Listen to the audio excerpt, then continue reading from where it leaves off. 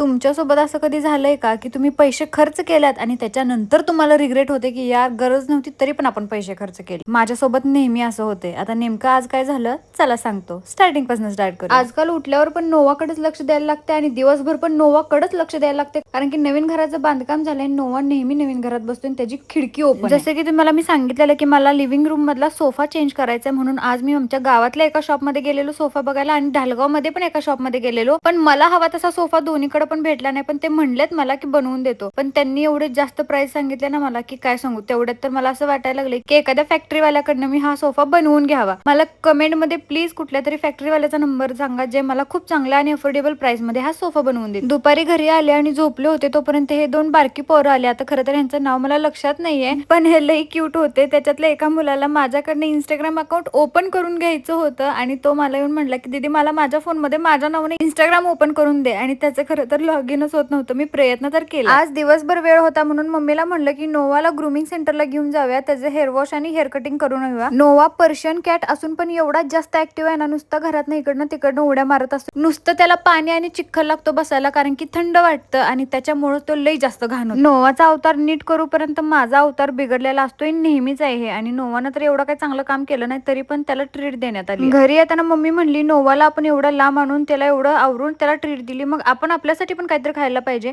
म्हणून मम्मीने दुसऱ्याच दिवशी माझ्या डाएटची वाट लावल्या.